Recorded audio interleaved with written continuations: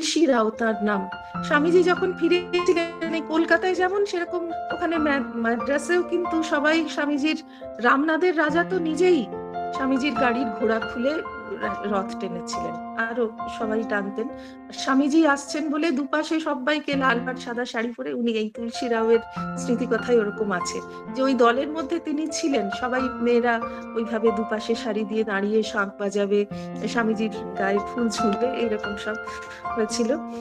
তো প্রদীপ দিয়ে যেমন ভগবানকে করে স্বামীজিকে ওরা তেমনি করেছে। তো সেইটুকু স্বামীজিকে দেখে তাদের মন ভরেনি। পরে আবার ক্যাসল কান্নানে স্বামীজি ছিলেন, সেখানে শত শত মানুষ তাকে দুবেলা দর্শন করতে যেত, এই তুলসীও দর্শন করতে গেছে। আর স্বামীজি বলেছিলেন যে একটু কিছু উপদেশ দিন, আমি কিভাবে থাকবো। স্বামী তখন বলেছিলেন, মা, মানুষের সেবা করাই জানবে শ্রেষ্ঠ ধর্ম।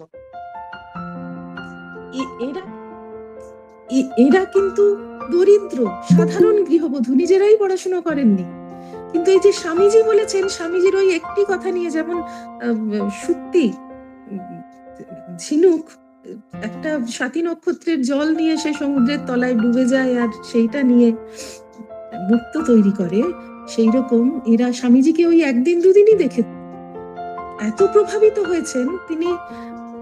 এই যে বলছি সাধারণ মানুষ, দরিদ্র মানুষ, কিন্তু তার মধ্যেই তাদের বাড়ির পাশে একটা হরিজন পল্লী আছে, সেখান থেকে দুটি ছেলেকে তাদের স্কুলে ভর্তি করিয়ে পড়াশোনার খরচ দিয়ে বইপত্র পোশাক আশাক সবই তো লাগতো।